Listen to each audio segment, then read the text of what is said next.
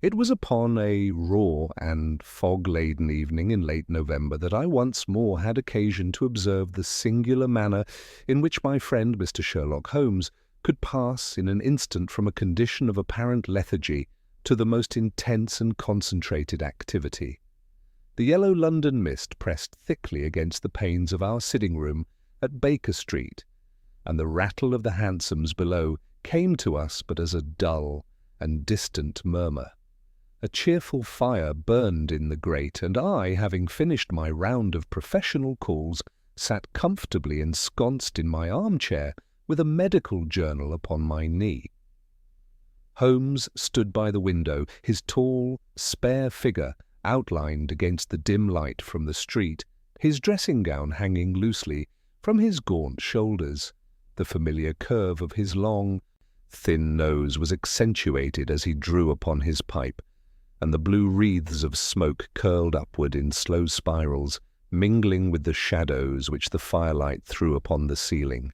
His eyes had that vacant, introspective expression which I had come to recognize as a sign that his mind was far from the commonplace surroundings of Baker Street, and was grappling instead with some abstract problem of his own devising. I had grown so used to these moods of his that I had ceased to disturb them either by question or remark.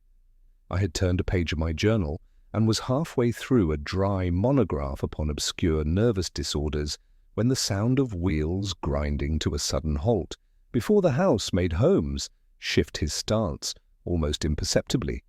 He did not turn his head, but I saw his back straighten and the hand which held the pipe grow still.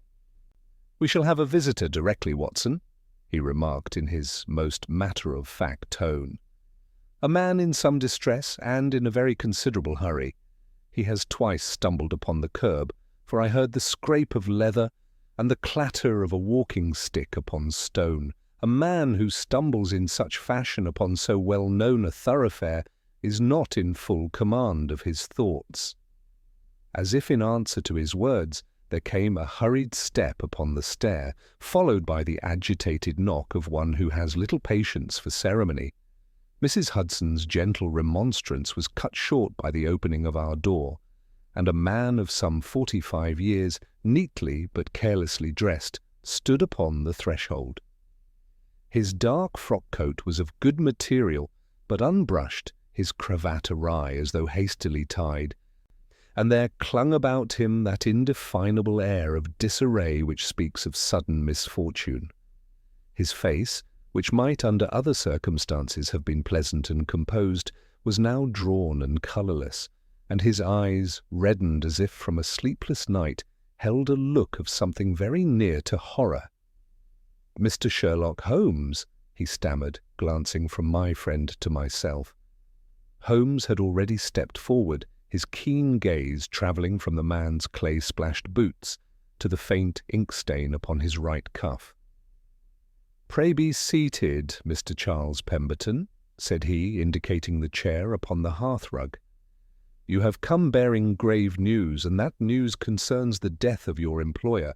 The signs of mourning are fresh upon your person, and the urgency of your errand has been such that you have neither broken your fast nor removed your outer garments since early this morning." Our visitor sank into the chair and stared in amazement.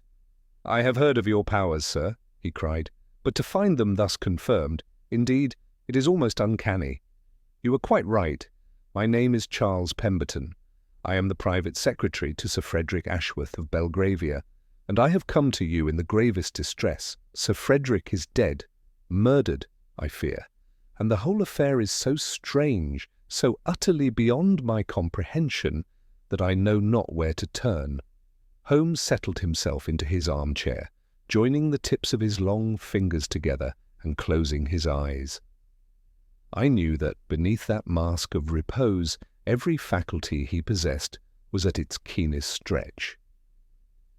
"You will oblige me by beginning at the beginning, and by omitting nothing, however trivial it may appear to you.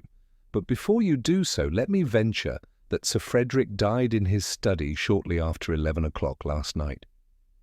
He was found this morning seated at his desk, the door locked upon the inside and the key in his pocket. There was no sign of struggle, no weapon to be discovered, and yet there was evidence of some poisoned instrument, and he was smiling when he died.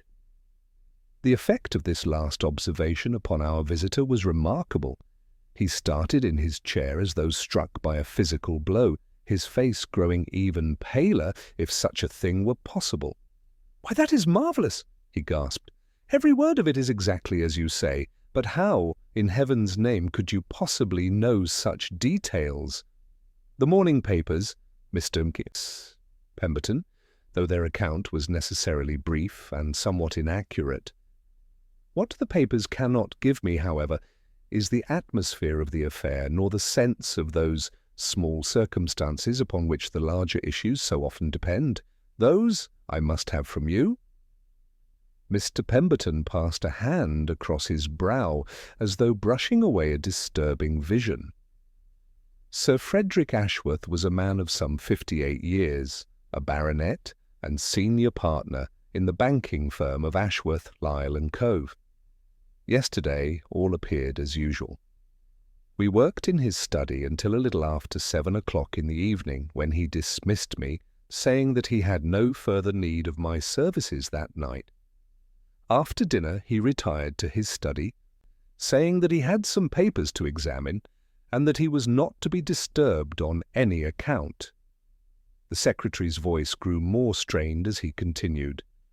About 9:30, a visitor called, a gentleman who declined to give his name, but who said that Sir Frederick was expecting him upon a matter of urgent business. Sir Frederick directed that the gentleman should be shown at once to his study.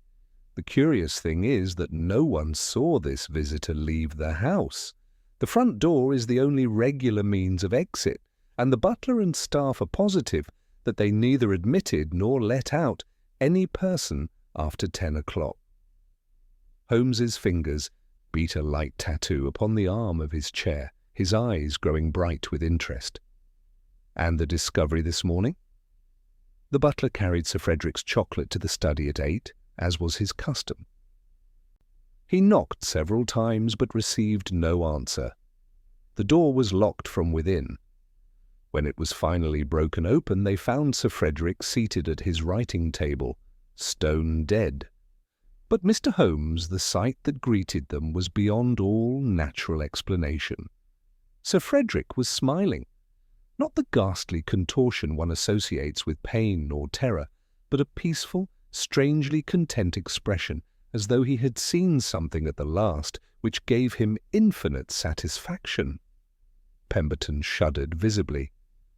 Upon the left side of his throat, just above the collar, the doctor discovered a tiny puncture, no larger than a pin-prick. He declared that death was due to some powerful poison introduced through this minute wound, but no instrument capable of inflicting it has been found, nor any trace of poison in the room. Inspector Lestrade suggests suicide, but I knew my master. He was a man who loved life, who delighted in his work and his position. The idea of his taking his own life is monstrous. Holmes sprang to his feet with that sudden access of energy which always betrayed that his interest was thoroughly aroused. He paced twice across the room, then halted before our visitor. "Your instinct serves you well, Mr. Pemberton. There is something here which is very far removed from the common run of tragedy. A dead man who smiles, a living man who vanishes, and a locked door which explains nothing. These are the very spices of our profession." He turned to me with that half-playful, half-imperious glance to which I had grown accustomed. "Watson, if you will be so good as to put your revolver in your pocket and your stethoscope in your bag, I think we shall try what the fresh air of Belgravia can do for us.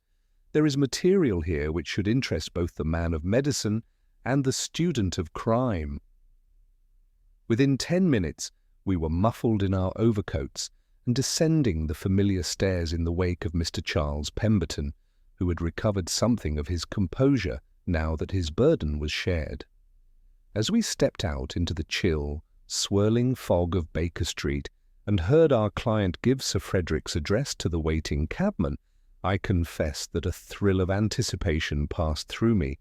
Little did I guess, however, as I took my seat beside Holmes in the hansom, that before the day was done I should stand in a quiet London study and look upon the most singular smile that ever rested upon the lips of the dead. The cab bore us swiftly through the fog-shrouded streets of London, the horses' hooves striking a steady rhythm upon the wet cobblestones, while the yellow mist swirled about us like a living thing. Holmes sat hunched forward in the corner, his chin upon his chest, and his hands deep in the pockets of his overcoat, presenting the appearance of a man lost in thought. Yet I had learned long ago that this seeming torpor was often the mask for the most intense mental activity, and I refrained from disturbing him with idle conversation.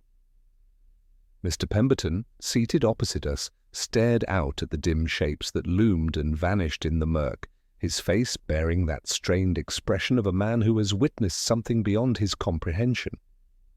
It was Holmes who first broke the silence as we turned into the quieter precincts of Belgravia. "This mysterious visitor of last evening," said he, fixing our companion with a penetrating stare. "You mentioned that he declined to give his name. Pray tell me, what else did Barnes observe about this gentleman? Even the smallest detail may prove significant." Pemberton roused himself with an effort. "Barnes described him as a man of middle height, well dressed in dark clothing and wearing a silk hat. He carried a walking stick with what appeared to be a silver head, and his manner was that of a gentleman. Barnes particularly noticed that he wore gloves of fine kid leather, and when he spoke his voice was low and cultivated, though there was something in his accent that Barnes could not quite place, educated certainly, but not entirely English. And yet this phantom managed to depart without passing the only exit," mused Holmes. "A circumstance which grows more intriguing by the moment. Tell me, is there any secondary means of egress from the study itself?" "There is a window," Pemberton replied, "but it overlooks a sheer drop of some 20 feet to the garden below. Moreover, when the study was entered this morning, the window was found securely fastened from within, with no disturbance of the dust upon the sill." Holmes made no immediate reply, but I observed the familiar tightening of his lips that indicated a mind grappling with data that refused to arrange itself into any recognizable pattern. The hansom drew up before a substantial mansion of grey stone, its windows dark save for the faint gleam of gaslight behind drawn curtains. A constable stood upon the steps, and at the mention of Holmes's name, we were admitted without delay into a spacious hall where the ticking of a grandfather clock seemed unnaturally loud in the hushed atmosphere. We were shown into a large, handsomely furnished drawing-room where a lady in deep mourning rose gracefully from a sofa as we entered. Lady Margaret Ashworth was perhaps 10 years younger than her late husband, a tall, elegant woman with delicate features and dark eyes that bore the unmistakable traces of recent grief. Yet there was a strength in her bearing that spoke of considerable character beneath the sorrow. "Mr. Holmes," she said, coming forward with outstretched hand, "Mr. Pemberton has told me of your coming, and I am deeply grateful that you have consented to investigate this dreadful affair. I confess that I can find no peace while the possibility exists that my husband's death was not as natural as some would have me believe." Holmes bowed gravely. "You have my sincere condolences, Lady Margaret. You may be assured that I shall do everything within my power to discover the truth, whatever that truth may prove to be. The uncertainty is often more painful than the harshest reality. Is Inspector Lestrade upon the premises?" "Yes, he is upstairs in Frederick's study," she replied, her voice catching slightly. "He has been most thorough, though he seems convinced that there is nothing here which cannot be readily explained. I confess, Mr. Holmes, that I do not share his confidence. Inspector Lestrade's certainty in simple explanations said Holmes dryly, "is often an excellent indication that the matter is anything but simple.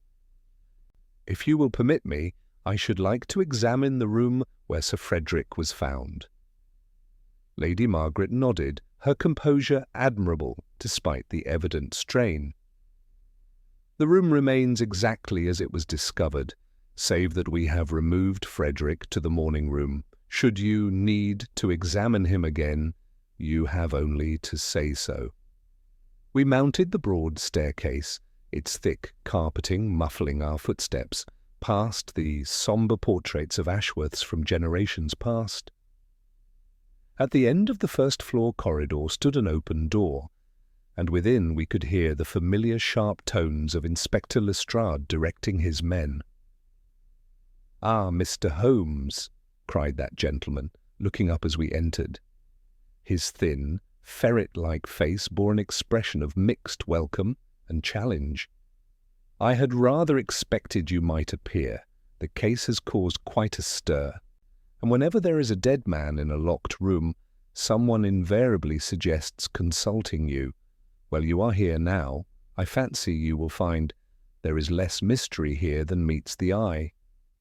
"My experience," said Holmes mildly, "has generally been that there is rather more.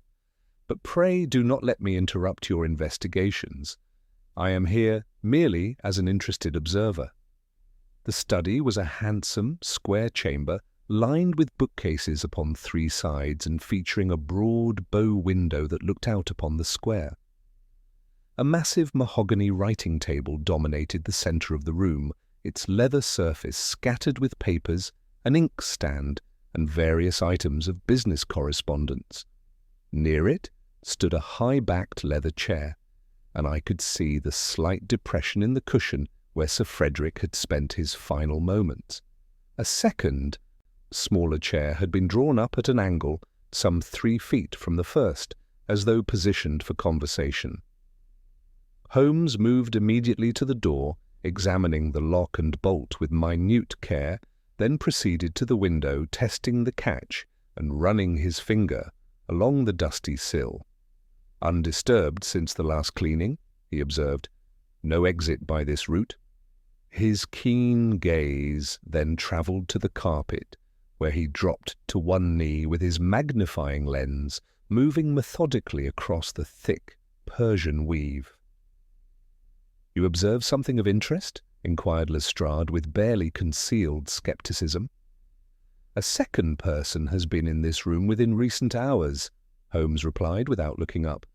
"The impressions are faint but unmistakable, a lighter tread than Sir Frederick's, more elastic in step.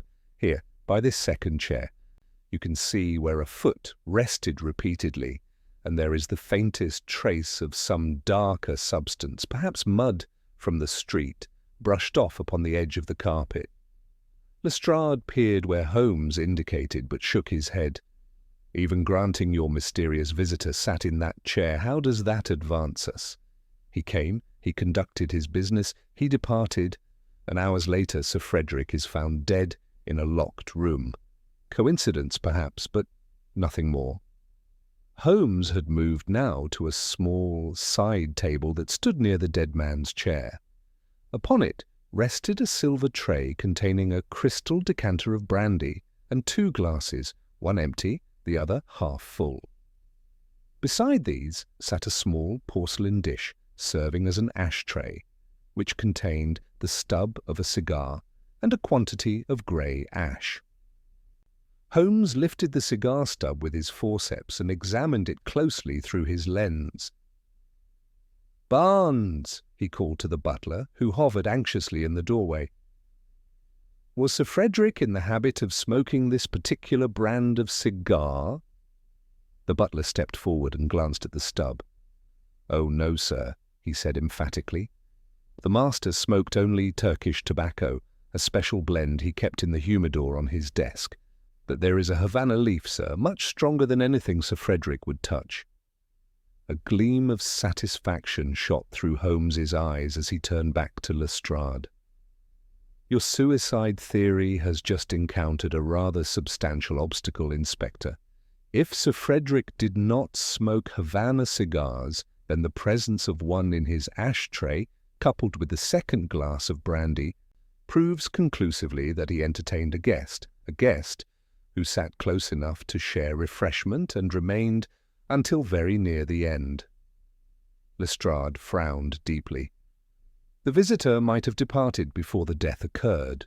The locked door proves that Sir Frederick was alone when he died. Holmes moved to the writing table, where his attention was caught by a small, locked dispatch box of polished mahogany. "Mr. Pemberton, what does this contain?" "Sir Frederick's most private papers," Pemberton replied nervously. "His personal correspondence and confidential business matters. Only he possessed the key." "And where is that key now?" "It has not been found, Mr. Holmes. It was not upon his person, nor in any drawer we have searched." "I assumed he had simply mislaid it." Holmes's fingers drummed thoughtfully upon the lid of the box. "A private key to private papers. Vanished upon the very night when an unnamed stranger calls upon urgent business, and the owner is found dead in a locked room." "Keys do not mislay themselves so conveniently, Mr. Pemberton. They go where they are taken." He straightened and surveyed the room once more, his eyes bright with the light of discovery. "No, Lestrade, this is no suicide. We have here a visitor who smoked foreign cigars, drank brandy with his host, possessed sufficient intimacy to be received in the study, and departed with Sir Frederick's private key, yet somehow managed to leave his host locked in a room from which there is no escape save death. The mechanics of the thing may elude us for the moment, but the fact of murder is as clear as the smile upon the dead man's face." Lestrade looked unconvinced, but I could see that Holmes's reasoning had planted seeds of doubt in his mind. "What do you propose to do next?" he asked grudgingly. "I propose," said Holmes, "to discover who our mysterious gentleman was, why Sir Frederick smiled to see him, and by what devilish ingenuity he managed to commit murder in a room sealed tighter than a pharaoh's tomb. But first I should very much like to speak with the other members of the household. The dead may keep their secrets, but the living are often more forthcoming." As we prepared to leave the study, I caught sight of Holmes pausing before the fireplace, where he stirred the cold ashes with the poker. Among the grey residue, something caught his attention, a small, twisted fragment that might once have been fabric or cord, now charred beyond recognition. He said nothing, but I saw him slip the fragment into his waistcoat pocket with that casual air that masked his most significant discoveries. The game, as my friend would say, was most decidedly afoot. We descended once more to the drawing-room, where Lady Margaret awaited us with an expression that mingled hope and apprehension in equal measure. The afternoon light, filtered through the heavy curtains and the persistent London fog, cast long shadows across the elegantly appointed room, lending an air of melancholy that seemed fitting to the circumstances. Holmes requested that we might speak with all members of the household, and Lady Margaret readily agreed, though I detected a slight tremor in her voice as she rang for the servants. Within a quarter of an hour, we found ourselves in the presence of the principal figures in this domestic tragedy. Besides Lady Margaret herself, there was her stepson James Ashworth, a young man of perhaps 25, whose resemblance to his late father was unmistakable, though where Sir Frederick's portrait suggested strength and determination, the son's features bore the stamp of a more restless and perhaps less disciplined nature. His dark hair was carelessly arranged, his clothing, though of good quality, showed signs of hasty dressing, and there was about his manner that curious combination of grief and nervous energy that often accompanies a guilty conscience, though whether the guilt was that of murder or merely of harsh words, spoken and now regretted, I could not determine. The servants were represented by Barnes the butler, whose dignified bearing spoke of long and faithful service, Mrs. Hendricks the housekeeper. a capable-looking woman of middle years, and young Sarah, a housemaid whose frightened expression suggested that she had never before found herself in such proximity to violent death. Holmes positioned himself before the fireplace, his tall figure commanding the attention of all present, and began his inquiries in that deceptively casual manner which I knew concealed the most acute observation. "Lady Margaret," said he, "I should be grateful if you could tell me at what hour you last saw your husband in good health and spirits." "We dined together at 7 o'clock," she replied, her voice steady despite the evident strain. Frederick seemed unusually cheerful, almost excited, though he would not say why. After dinner he mentioned that he expected a visitor on business and would be occupied in his study for the remainder of the evening. I retired to my sitting room to attend to correspondence and did not see him again. Her composure wavered slightly. If I had known it was to be our last conversation, I should have lingered longer, should have told him. But one never imagines that an ordinary evening will be the final one. Holmes nodded with gentle understanding before turning his penetrating gaze upon the young man. "Mr. James Ashworth, you were also in the house last evening?" James straightened in his chair, and I observed that his hands, which had been resting casually upon his knees, now gripped them with sufficient force to whiten his knuckles. "I was present for dinner, as my stepmother has said, but I saw nothing of my father afterwards.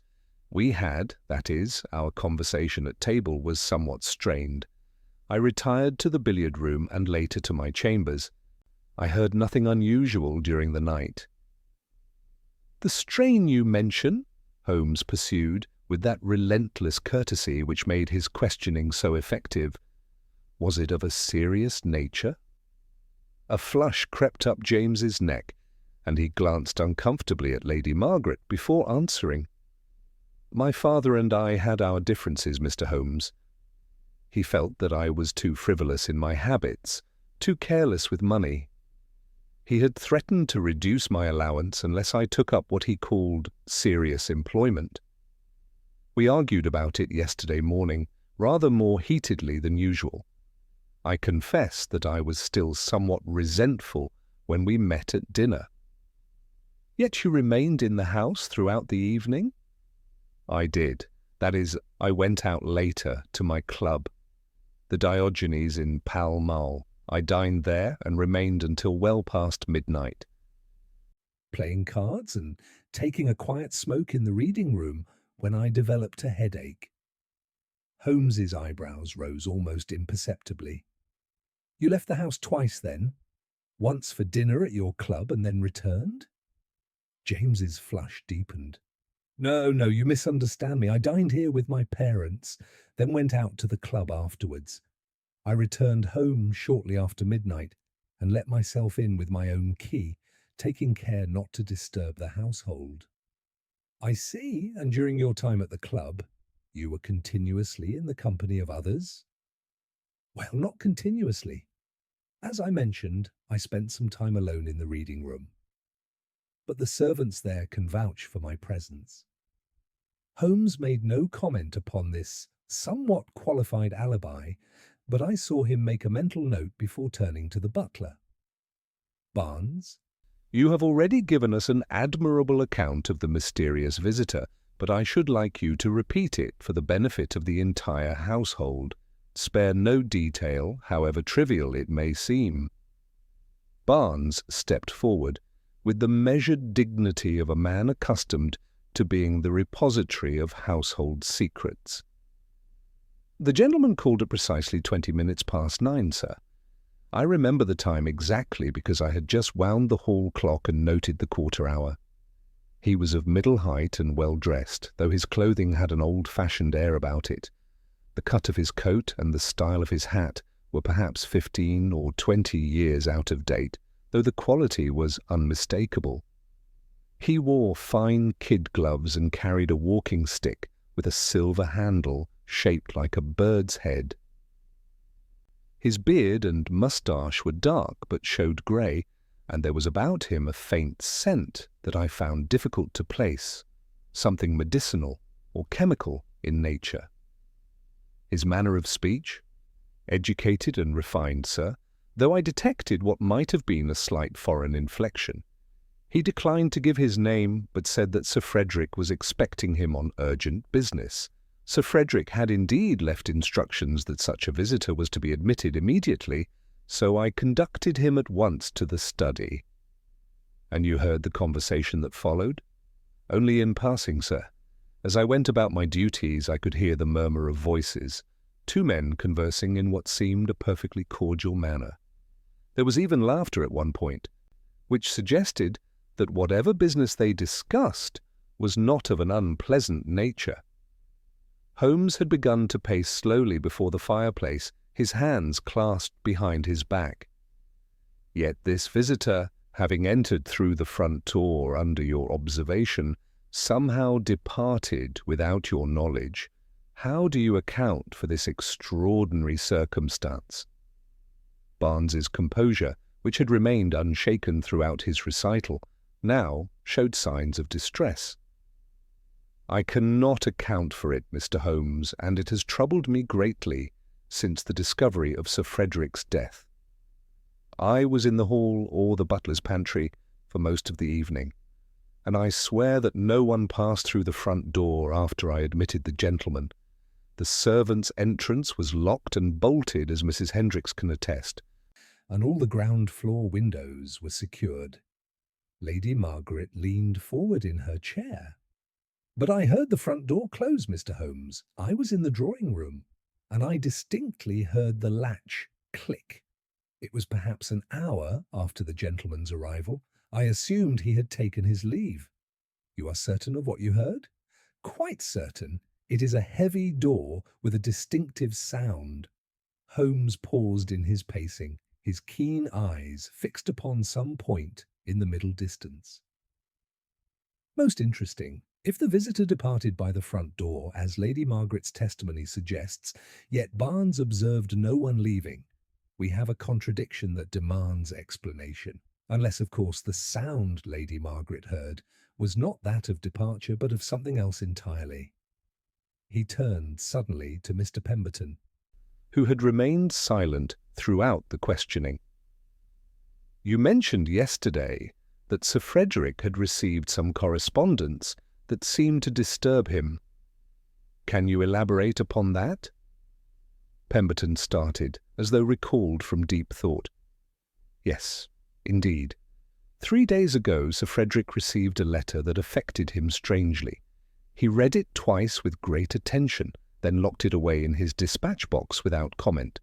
When I ventured to ask if there was anything requiring attention, he said only that an old acquaintance had written to him, someone he had not heard from in many years. He seemed troubled by it, yet there was something else in his manner, a kind of anticipation or resolve that I found difficult to interpret. And this letter came by the ordinary post? No, sir. It was delivered by hand. A street Arab who said he had been paid to bring it and wait for no answer. Sir Frederick gave the boy a shilling and dismissed him. Holmes's eyes gleamed with the light of discovery. Excellent. The pattern begins to emerge. An old acquaintance writes after many years of silence. A mysterious visitor calls by appointment. And Sir Frederick dies with a smile of recognition upon his lips. But there is one element that puzzles me greatly. He moved to the window and drew back the curtain slightly, peering out into the fog-shrouded garden. The locked study presents a problem that has baffled greater minds than mine. A man cannot murder another, and then lock the door from within unless he intends to remain and face the consequences. Yet our mysterious visitor clearly departed, leaving Sir Frederick alone with his fatal wound. Perhaps, suggested Lestrade, who had been listening with growing impatience, the wound was self-inflicted. A man might smile if he had finally found the courage to end his troubles. Your theory fails on several counts, Holmes replied, without turning from the window. First, no weapon capable of inflicting such a precise puncture was found in the room. Second, the cigar stub in the ashtray was of a foreign brand that Sir Frederick never smoked, and it was consumed nearly to the end, suggesting a leisurely conversation. Third, the missing key to the dispatch box indicates that someone departed with Sir Frederick's most private papers. No, Lestrade, this was murder, and murder of a most ingenious sort. He turned back to the assembled company, his face grave. I fear I must ask you all to prepare yourselves for the possibility that Sir Frederick's killer was someone known to him, someone he trusted sufficiently to receive in his study and share refreshment with. The smile upon his face at the moment of death was not the expression of a man facing a stranger or an enemy, but rather of one who recognized his visitor and found something in that recognition which brought him peace or satisfaction, even as the poison coursed through his veins. A heavy silence fell upon the room, broken only by a stifled sob from young Sarah and the distant sound of traffic in the fog-bound street. James Ashworth had grown very pale and sat staring at his hands, while Lady Margaret maintained her composure with visible effort. "There is one more matter," Holmes continued, drawing from his waistcoat pocket the charred fragment he had retrieved from the study fireplace. This was found among the ashes in the grate, the remains of what appears to be a wax vesta of Italian manufacture, notable for its long, slow burn and the peculiar knotting of its cord. Such matches are not commonly available in London and suggest that our visitor came prepared with specific tools for his purpose. He replaced the fragment and fixed the company with his penetrating stare. "I shall need to examine Sir Frederick's correspondence and business papers, and I must ask that no one leave London without informing me of their whereabouts. The net is closing, and I fancy that before many more hours have passed we shall have our answers, and our murderer." As we prepared to take our leave, I observed James Ashworth rise abruptly and move to the window, his back rigid with some powerful emotion. Whether it was grief, fear, or guilt that moved him, I could not say, but I made a mental note to suggest to Holmes that the young man's movements on the previous evening deserved closer scrutiny. The game, as my friend would say, was indeed afoot, and I sensed that we were approaching the heart of a mystery more complex and dangerous than any we had yet encountered.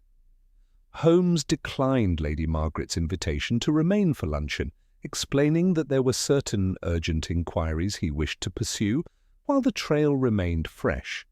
Before departing, however, he requested permission to examine Sir Frederick's remains once more, a request that Lady Margaret granted with admirable composure, despite the evident strain it caused her. We were conducted to the morning room, a cheerful chamber that had been transformed into a temporary mortuary, where the still form of Sir Frederick Ashworth lay upon a low couch near the window. The sight that greeted us was both disturbing and illuminating. Death had smoothed the lines of care from Sir Frederick's features, yet what struck me most forcibly was the expression that lingered upon his face. It was not the ghastly rictus one might expect from a man who had died by poison, but rather a peaceful, almost satisfied smile, as though he had received some long-awaited news that brought him contentment even in his final moments. Holmes examined the tiny puncture wound with his magnifying lens, noting its precise placement and the absence of any surrounding bruising or tearing. "A hypodermic injection, Watson?" he murmured. "Administered by someone with considerable medical knowledge. The placement is perfect for rapid absorption into the bloodstream, yet there are no signs of struggle or resistance. Sir Frederick either did not realize what was happening, or he accepted it willingly." He straightened and fixed Lady Margaret with his penetrating gaze. "You mentioned that your husband seemed unusually cheerful at dinner. Might you elaborate upon that observation?" "He was almost excited," she replied, her voice steady despite the circumstances. There was an anticipation about him, as though he were expecting something significant to occur. When I remarked upon his mood, he merely smiled and said that some old business was finally to be concluded. I assumed he meant some banking matter, but now I wonder if he knew what the evening would bring. After completing his examination, Holmes requested access to Sir Frederick's correspondence, which Mr. Pemberton readily provided. Among the papers, Holmes discovered several items of immediate interest: a letter bearing Italian stamps and a Florence postmark, and a brief memorandum in Sir Frederick's hand that read, "D. writes, after 20 years. Insists upon personal interview. Claims to hold secret touching old affair. Neapolitan business. Must see him alone." The letter itself was missing, presumably taken by the mysterious visitor, along with the key to the dispatch box. "The pattern becomes clearer," Holmes observed, as we prepared to leave the house. "We are dealing not with a random crime of violence, but with the settlement of some old account. Sir Frederick knew his visitor, expected him, and may even have welcomed what transpired.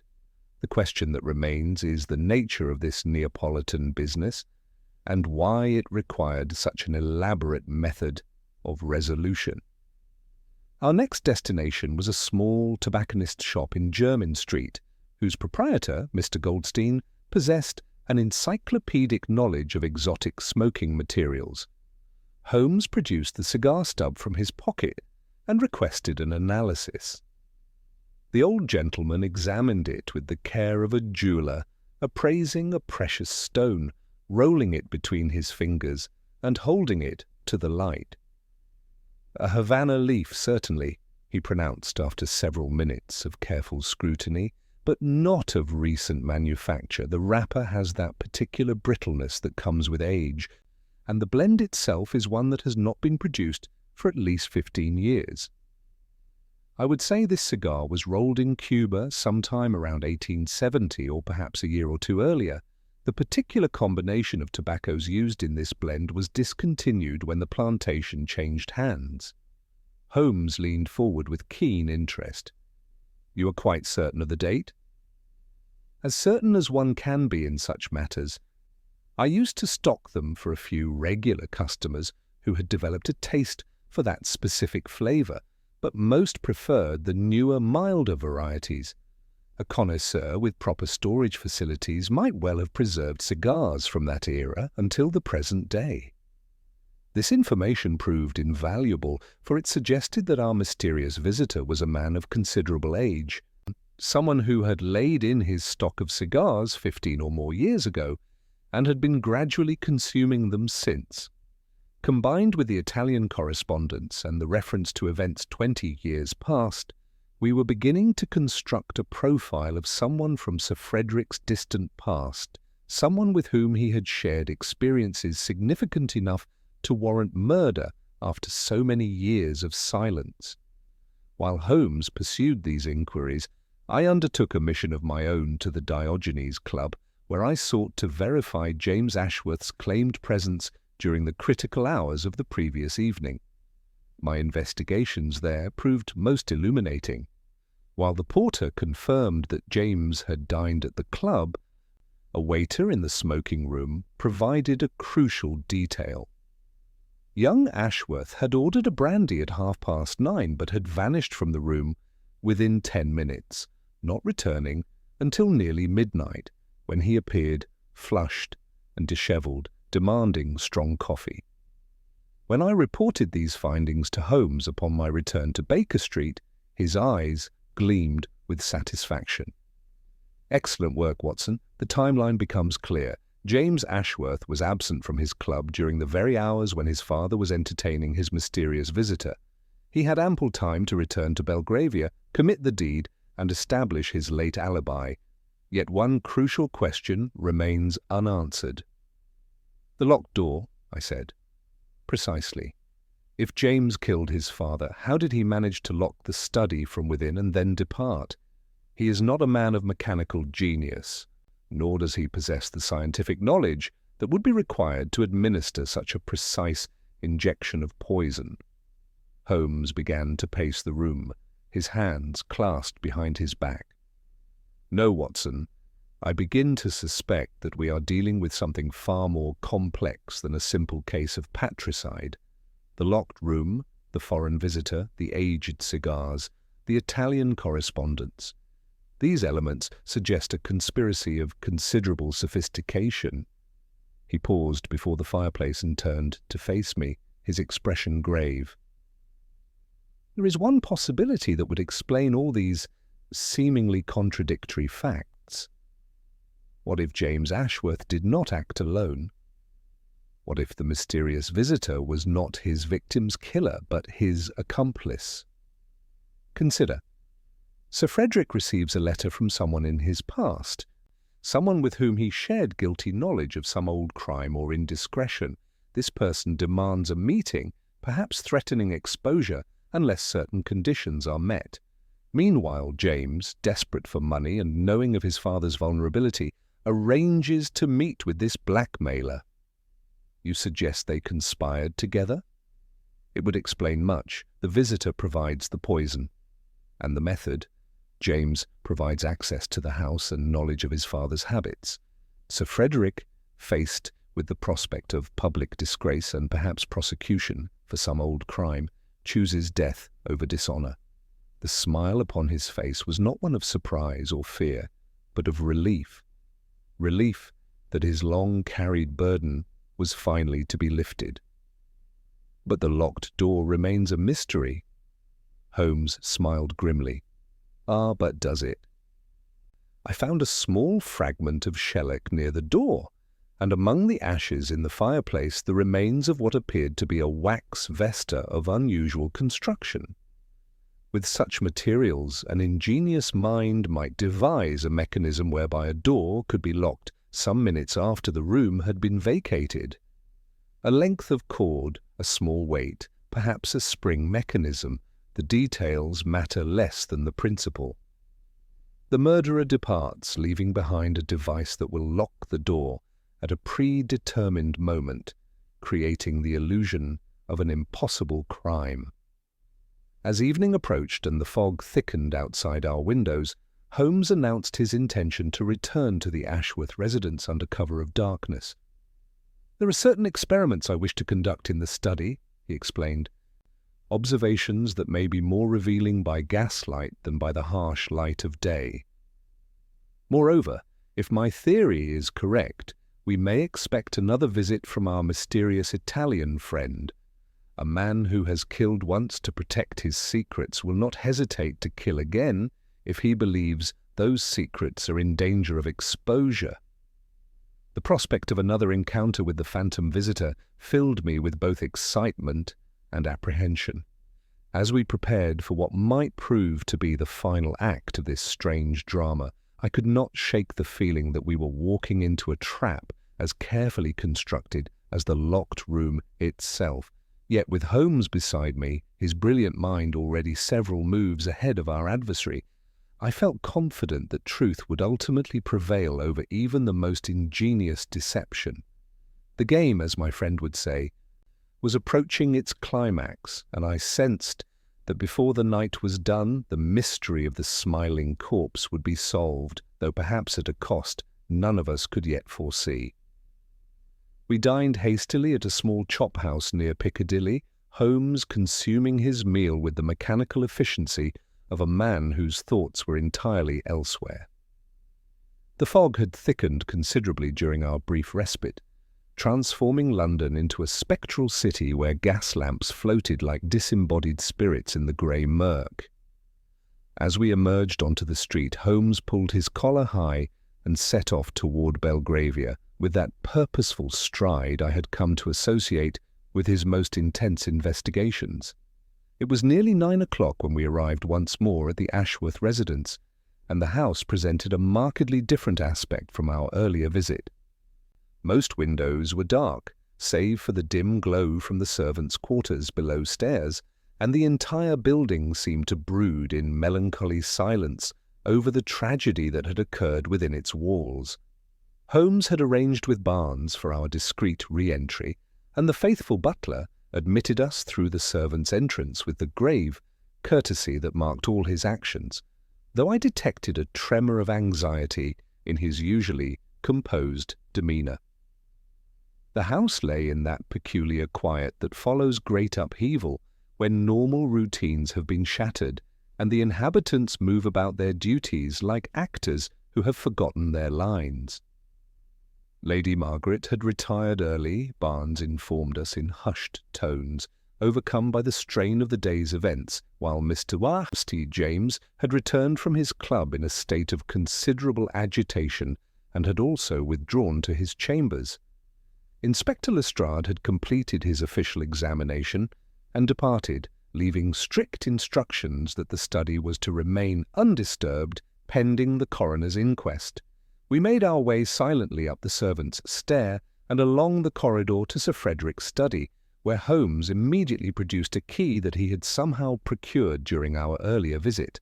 Once inside, he locked the door behind us and proceeded to illuminate every lamp and candle in the room, transforming the shadowy chamber into a brilliantly lit laboratory where every detail stood out with stark clarity. Holmes moved immediately to the door, examining the lock mechanism with the intense concentration of a surgeon studying a particularly complex case.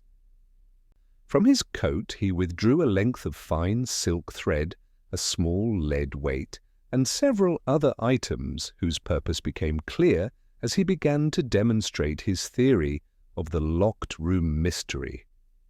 "Observe, Watson," he said, his voice low but filled with satisfaction. "The lock is of a simple mortise design, operated by a heavy key from either side. There is no bolt, no secondary fastening mechanism. When the door was broken open this morning, the key was discovered in Sir Frederick's waistcoat pocket, where he habitually carried it. Yet we know with certainty that the mysterious visitor departed before Sir Frederick's death, for Lady Margaret heard the front door close approximately an hour after his arrival." He looped the silk thread around the bow of the key, demonstrating how it could be passed under the door through the narrow gap between the threshold and the bottom rail. "The principle is elegantly simple," he continued, working with practiced precision. "A length of thread attached to the key on the inside passed under the door to a weight mechanism on the outside. When the weight is released, perhaps by the melting of a wax seal or the burning through of a secondary cord, it pulls the thread which rotates the key in the lock. The murderer need only arrange matters so that the mechanism activates several minutes after his departure." I watched in fascination as Holmes constructed a working model of his theory using the materials he had brought. Within minutes, he had created a device that could indeed lock the door from within after a predetermined delay. The ingenuity was remarkable, yet something in the elaborate nature of the scheme troubled me. "But surely such a mechanism would leave unmistakable traces," I objected. "The thread would remain, caught in the door or lying upon the floor." Holmes smiled grimly and pointed to the fireplace. "Recall the charred fragments I discovered among the ashes, the remains of what appeared to be shellac and waxed cord. A thread treated with shellac becomes rigid when dry, brittle when heated. After performing its function, it could be designed to snap under tension and fall into the fire, where it would be consumed along with any other evidence. Our murderer simply ensured that Sir Frederick was positioned near enough to the fireplace that the falling thread would land among the coals." He moved to the writing table, where the brandy decanter and glasses still stood, as we had found them earlier. "The timeline becomes clear when we consider all elements together.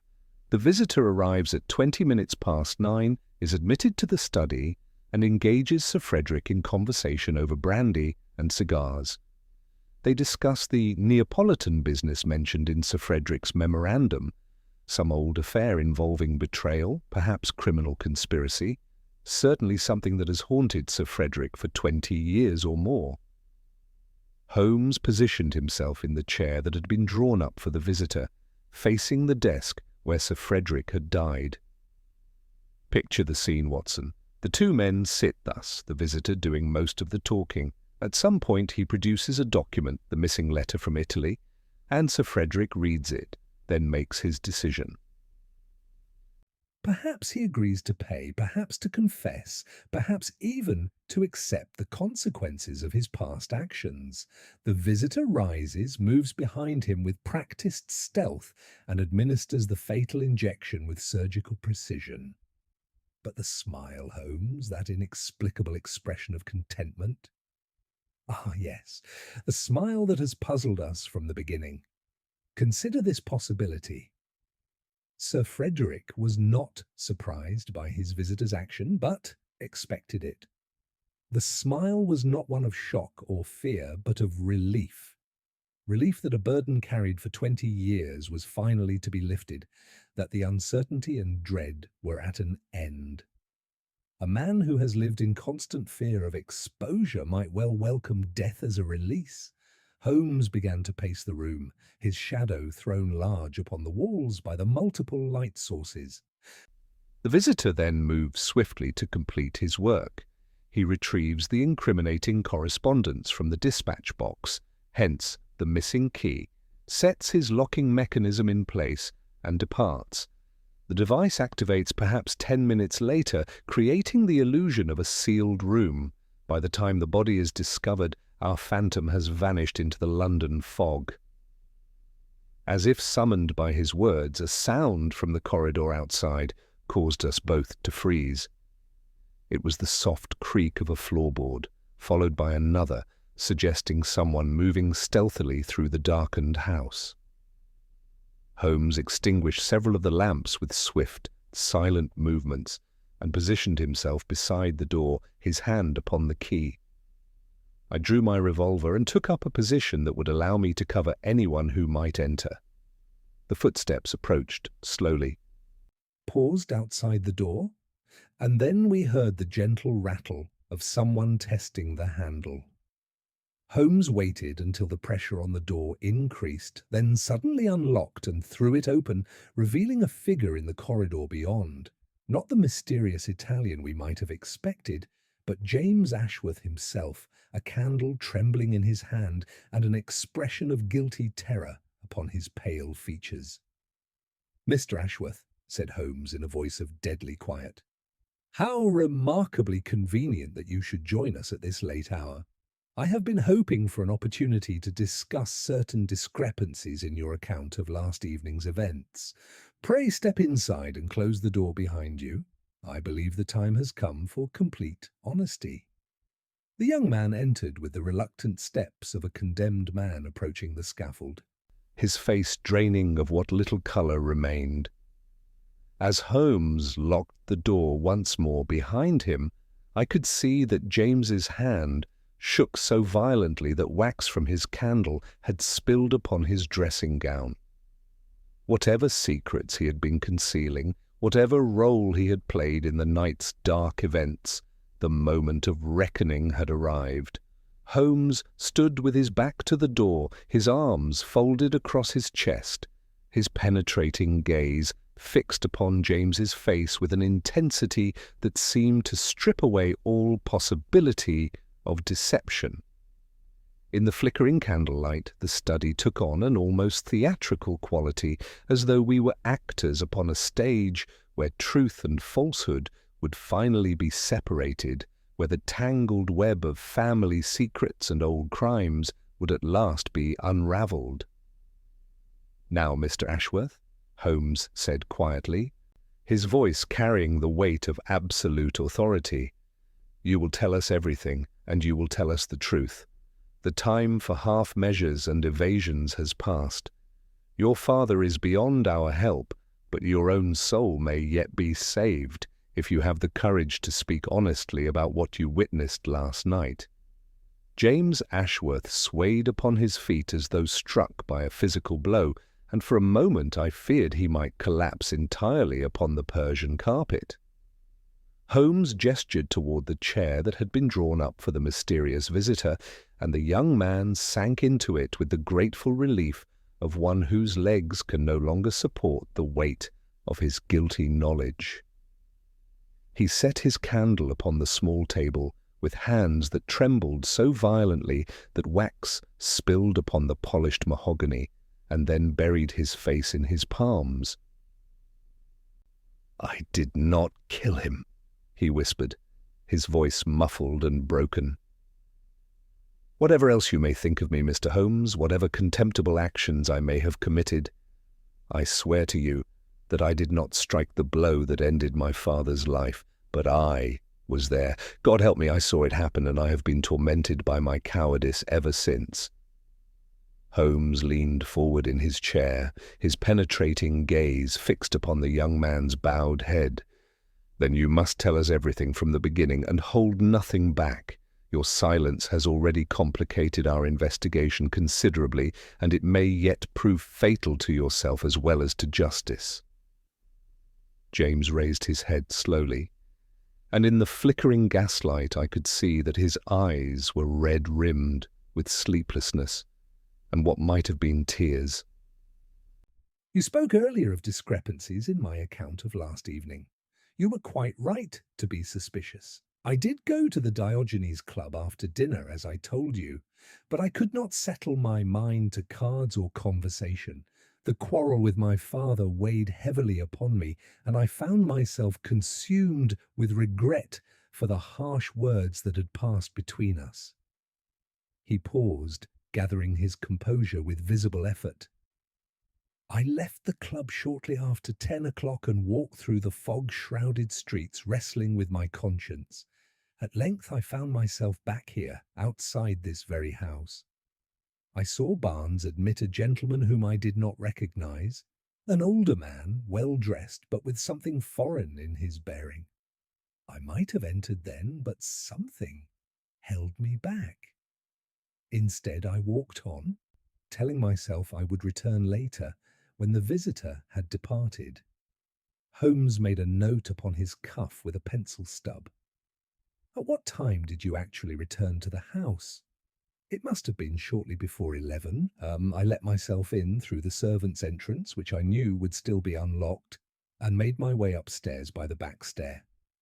I intended to go directly to my chambers, but as I passed the corridor leading to my father's study, I heard voices from within."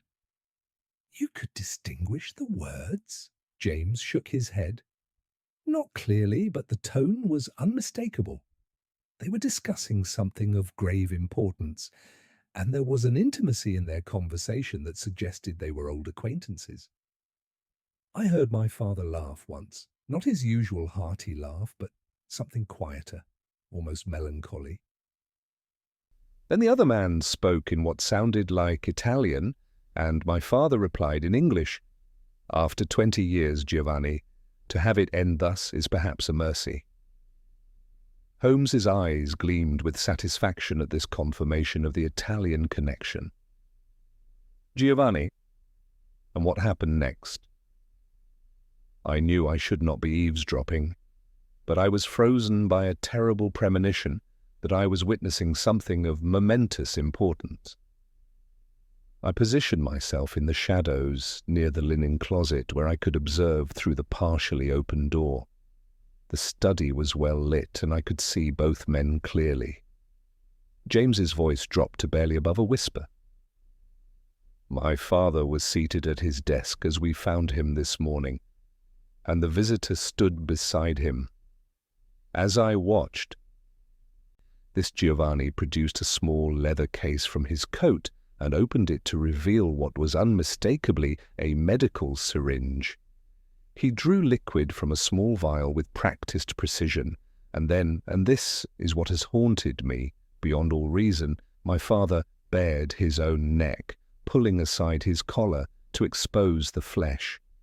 I leaned forward involuntarily, my medical training making me acutely interested in this detail. He was cooperating in his own death?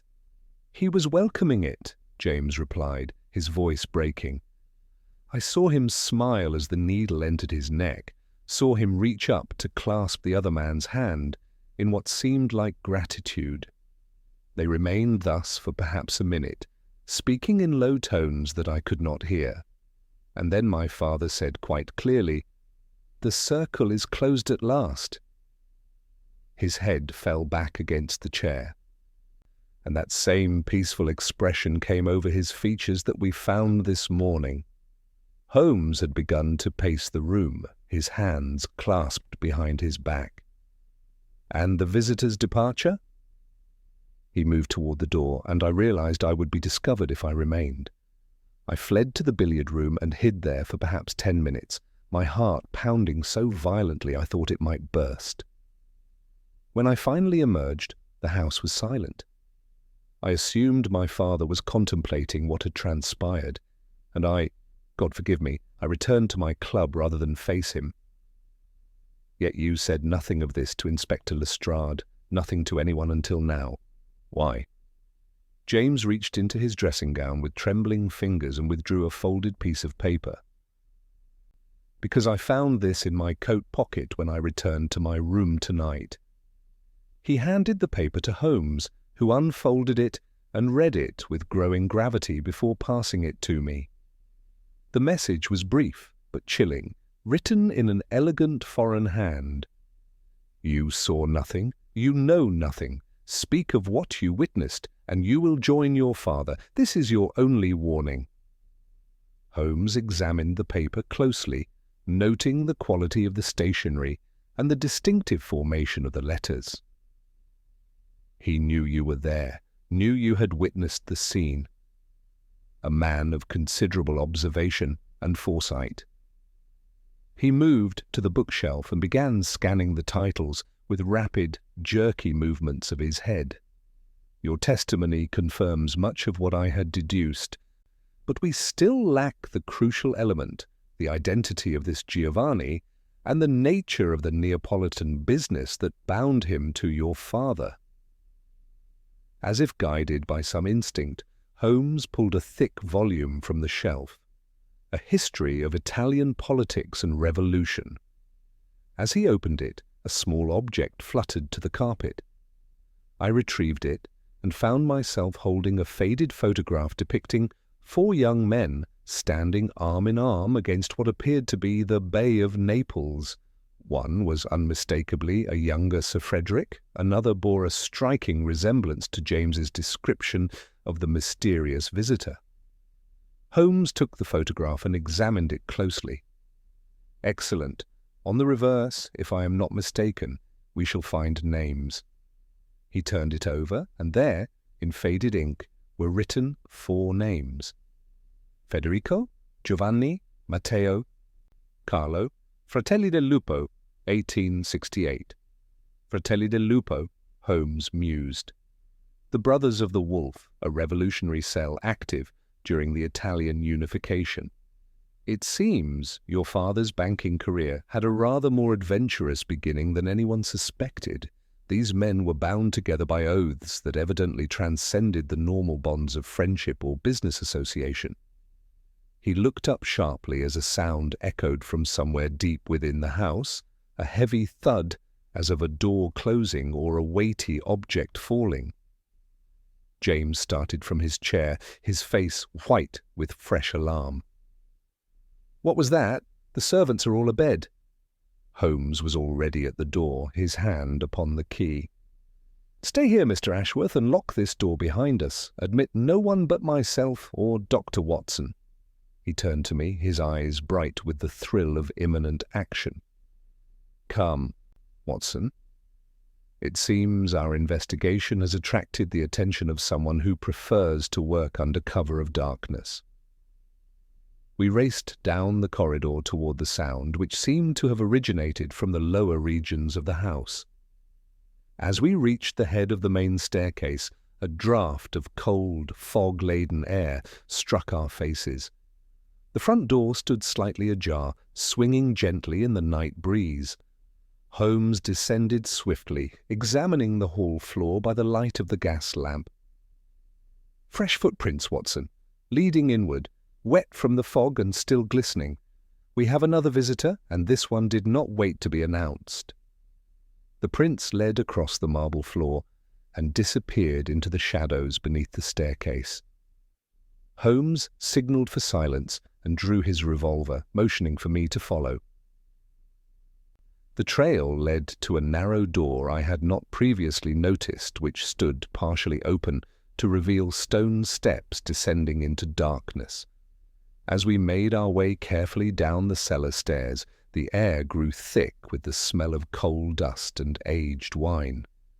At the bottom, a faint light flickered from the direction of the wine cellar, and we could hear the sound of someone moving about with purpose among the stored bottles and casks.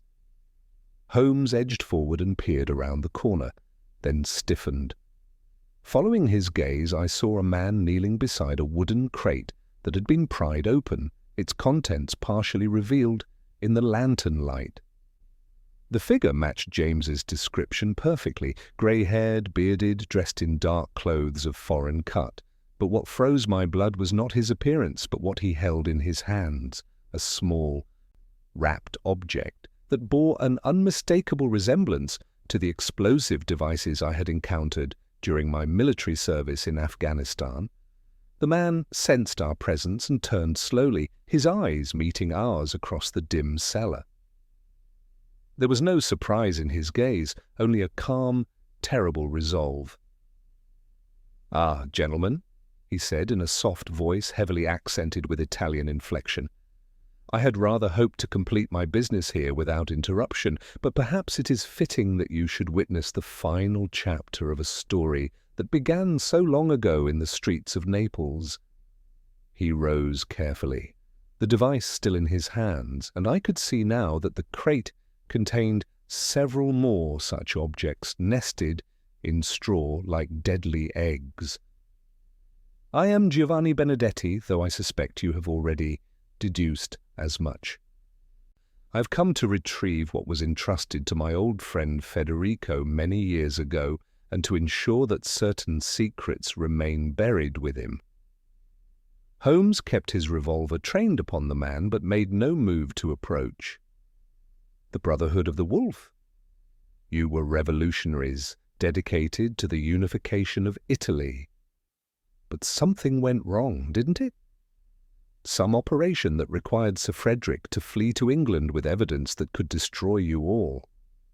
Benedetti smiled sadly.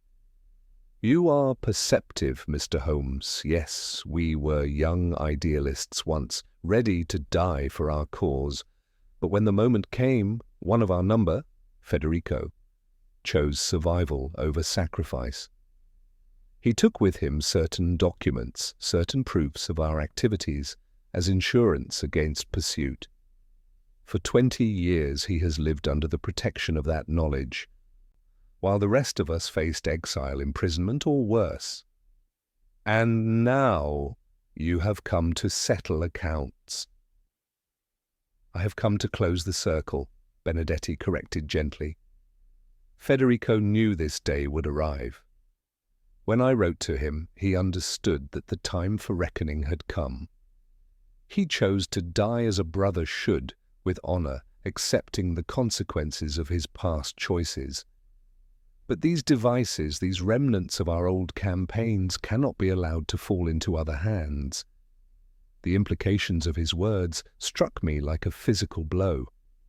Sir Frederick had not merely been a banker with revolutionary sympathies, he had been the keeper of explosive devices, perhaps the arsenal of an entire terrorist cell hidden for 2 decades in the cellar of his respectable London home. "The locked room," Holmes said suddenly, his voice filled with admiration despite the circumstances. "You arranged it together, didn't you?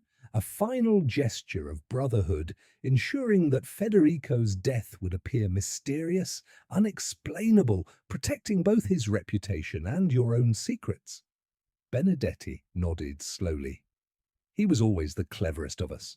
The mechanism was his design, a simple device using shellac-treated cord and a small weight activated by the heat of the fireplace. We had perhaps 10 minutes together after I administered the injection, time enough to set it in place and for him to make his peace. And the smile? Relief, Mr. Holmes, pure relief. For 20 years he had lived with the knowledge that discovery meant not only his own ruin, but the exposure of men who had trusted him with their lives. In death, He found the freedom that had been denied him in life. As Benedetti spoke, I became aware of a subtle change in the air, a faint, acrid smell that had not been there before. Holmes noticed it too, his nostrils flaring as he identified the scent of burning fuse cord. "Watson," he said quietly, never taking his eyes from Benedetti, "I believe we should retreat to a safe distance. Our friend appears to have made arrangements to ensure that his secrets die with him." Benedetti's smile was almost paternal. "You have perhaps 3 minutes, gentlemen, before this entire cellar becomes a rather spectacular fireworks display. I suggest you use them wisely." The game, as Holmes would say, had suddenly become a matter of life and death, not merely for ourselves, but for everyone in the house above. As we backed slowly toward the stairs, The smell of burning cord grew stronger, and I realized that we were about to witness the final, explosive conclusion to a tale of brotherhood, betrayal, and long-delayed justice that had begun in the revolutionary ferment of 19th-century Italy and was now reaching its climax in the fog-shrouded cellars of Victorian London. For a heartbeat that seemed to stretch into eternity, the three of us remained frozen in that deadly tableau, the acrid smell of burning fuse growing stronger with each passing second. Holmes, however, was never a man to accept defeat, even when faced with seemingly impossible odds. His mind, trained to observe and calculate in the space of an instant, was already dissecting the problem before him with the same methodical precision he applied to every mystery. "The fuse, Benedetti," Holmes said, with remarkable composure, his revolver steady but his keen eyes scanning the cellar floor. "Italian manufacture, slow-burning cord, approximately 2 inches per minute. Given the length I observed and your stated timeline, we have perhaps 90 seconds before detonation. Hardly time for lengthy farewells, but sufficient for one last act of brotherhood." The Italian's eyes flickered with surprise at Holmes's technical knowledge. "You are well informed, Mr. Holmes. Yes, it is the same type we used in Naples 20 years ago. Federico would appreciate the symmetry." While he spoke, Holmes had begun moving with careful deliberation toward a heavy wine cask that stood near the base of the stairs. His movements were so gradual, so natural, that they seemed part of his conversation rather than preparation for action. I understood his intention immediately and began to edge toward the opposite side of the cellar, hoping to create a distraction should he need one. "Tell me, Benedetti," Holmes continued, his voice conversational despite the circumstances, "this elaborate mechanism you and Sir Frederick devised for the locked room, was it truly necessary? Surely a man of your ingenuity could have found a simpler method." "It was Federico's idea," Benedetti replied, a note of pride entering his voice. "He said that if he must die, let it be a mystery worthy of the great detective stories. He had read your cases, Mr. Holmes, in the Strand magazine. He thought you might appreciate the challenge." Holmes paused in his subtle advance, genuine surprise crossing his features. "Sir Frederick knew of my work?" "He followed your career with great interest. If anyone can solve an impossible mystery," he told me, "it will be Sherlock Holmes, and if he cannot, then perhaps the secret will remain buried forever. He was, I think, hoping you would be called in to investigate." This revelation seemed to galvanize Holmes into action. With a sudden, powerful movement, he threw his shoulder against the wine cask, sending it rolling across the uneven cellar floor with gathering momentum. The heavy barrel struck the opened crate with tremendous force, scattering the explosives and severing the burning fuse in a shower of sparks and splintered wood. Benedetti leapt aside with surprising agility, but Holmes was already upon him. The struggle was brief but intense. The Italian possessed the desperate strength of a fanatic, but he was no match for Holmes's mastery of baritsu and the advantage of surprise. Within moments, Benedetti lay pinned to the damp stone floor, his hands secured behind his back with Holmes's handcuffs. I rushed forward to examine the scattered devices, my medical training serving me well as I carefully separated the detonators from the explosive charges. The fuse had indeed been severed mere inches from the main charge, and I found myself trembling slightly as I realized how close we had come to obliteration. "A near thing, Watson," Holmes observed, rising and brushing coal dust from his coat. "Very near indeed. I trust your nerves are equal to escorting our prisoner upstairs. The local constabulary will require considerable explanation, and I fear the full truth may prove rather difficult for them to comprehend." As we helped Benedetti to his feet, the Italian looked up at Holmes with an expression that mingled respect with resignation. "You are everything Federico said you were, Mr. Holmes. He would have been pleased to know that his final mystery fell to such worthy hands." We made our way up the cellar stairs to find the household in a state of controlled alarm. The sounds of struggle had roused the servants, and Barnes appeared at the head of the stairs with a candle, his professional composure intact despite his nightshirt and the extraordinary circumstances. Lady Margaret stood behind him in her dressing gown, pale but dignified, while James Ashworth emerged from the study, his face a mixture of relief and terror as he recognized the man he had seen with his father. "It's him," James whispered, pointing with a trembling finger. "The man from last night, Giovanni." Benedetti regarded the young man with surprising gentleness. "You are very like your father at that age, though I hope you have inherited more of his wisdom than his burden. I did not murder Federico, boy. I helped him find the peace that had eluded him for 20 years. Holmes stepped forward, taking command with his customary authority. "Lady Margaret, I must ask you to send Barnes immediately for Inspector Lestrade. We have here the man responsible for last night's events, though I fear the full explanation will prove more complex than a simple case of murder. Mr. Ashworth, if you would join us in the study. The time has come to dispel the shadows that have hung over this house." In the lamplit study, with Benedetti seated under guard and the household assembled, Holmes began the delicate task of unravelling 20 years of hidden history. He spoke carefully, mindful of Lady Margaret's feelings, explaining how Sir Frederick had been not merely a respectable banker, but the keeper of dangerous secrets from his revolutionary youth. "Your husband lived for 2 decades with the knowledge that discovery would mean not only his own ruin, but potential harm to those he had once called brothers," Holmes explained gently. When Signor Benedetti wrote to him, Sir Frederick understood that the time for reckoning had finally arrived.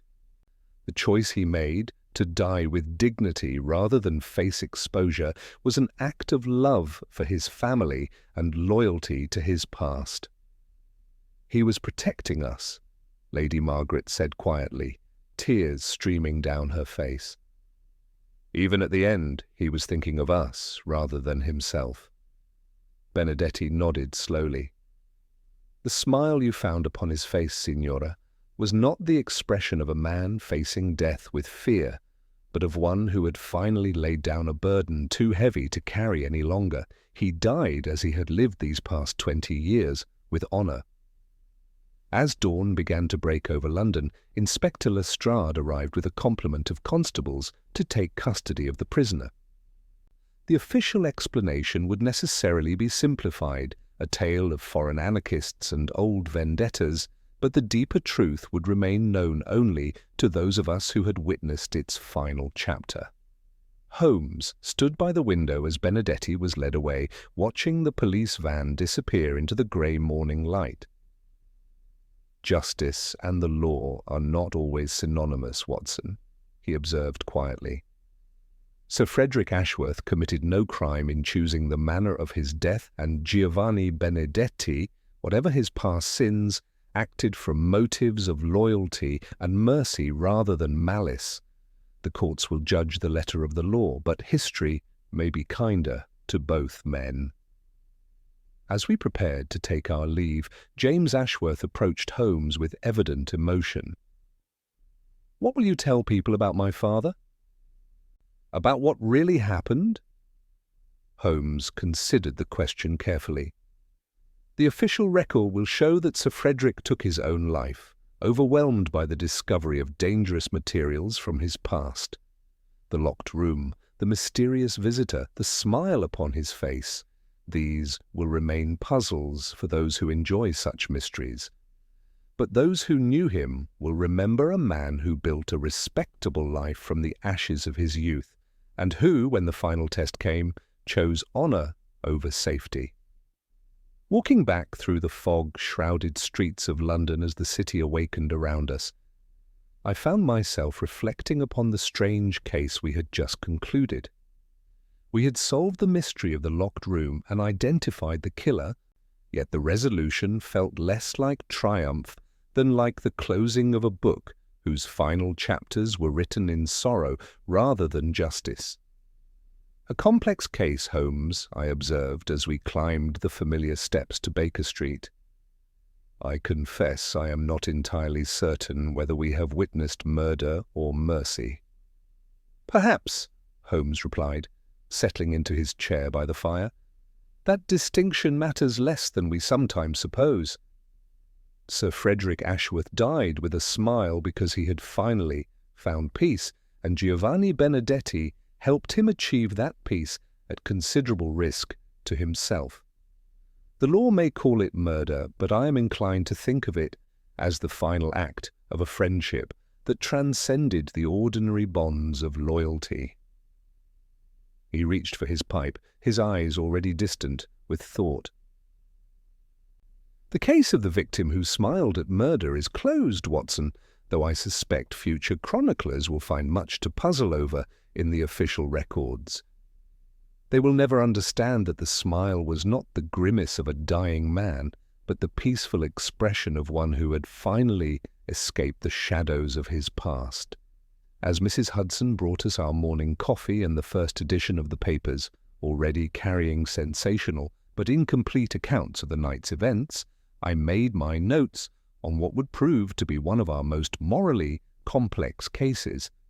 The mystery had been solved, the truth revealed, but the questions it raised about justice, loyalty, and the weight of past sins would linger long after the fog had lifted from the streets of London. The game, as Holmes would say, was concluded, but its implications would echo far beyond the confines of a single night's investigation, challenging our understanding of right and wrong in ways that no simple solution could fully address. The morning newspapers carried sensational accounts of the previous night's events, though the true complexity of the Ashworth affair remained mercifully obscured beneath layers of official discretion and public speculation. Inspector Lestrade had managed the narrative with considerable skill, presenting the matter as foreign anarchist infiltration rather than the deeply personal tragedy it truly represented. Yet, as I observed Holmes in the days that followed, smoking contemplatively by our Baker Street window while the fog swirled through the London streets, I sensed that his remarkable mind had not entirely laid the case to rest. It was on the third morning after Benedetti's arrest that Holmes finally addressed the mechanical details that had puzzled us both. Rising suddenly from his chair, he moved to our door and withdrew a length of silk thread from his work table, along with several small implements I had not seen him use before. "The locked room mechanism, Watson," he said, beginning to demonstrate with practiced precision. "You have been troubled by the absence of physical evidence, and rightly so. The genius lay not merely in the string and weight, but in the preparation." He produced a small vial containing what appeared to be a mixture of graphite and tallow. This substance, when applied to the key and lock mechanism, reduces friction to virtually nothing. A weight of mere ounces, padded with felt to deaden sound, becomes sufficient to turn a perfectly lubricated key. As he worked, looping the thread through our door handle, I began to understand the elegance of Sir Frederick's final stratagem. "The fire provided the perfect disposal method," Holmes continued. "The weight, fashioned from lead, would melt into an unrecognizable lump among the coals. The felt padding and silk cord would be consumed entirely, leaving no trace save the faint residue of shellac I discovered among the ashes." Our demonstration was interrupted by Mrs. Hudson's announcement of a visitor, a gentleman of distinguished bearing whose sun-weathered features and careful English marked him as a foreigner of education and refinement. Professor Matteo Rossi, as he introduced himself, had travelled from Rome specifically to speak with Holmes about the Ashworth case. "I am the third surviving member of the Fratelli del Lupo," he explained, as we settled into our chairs. "Giovanni wrote to me, before his arrest, asking that I provide you with the complete history of our brotherhood. He believed you would understand what the law could not, that sometimes the deepest loyalty requires the greatest sacrifice." Professor Rossi's account filled the remaining gaps in our understanding, painting a vivid picture of four young idealists united during Italy's struggle for independence.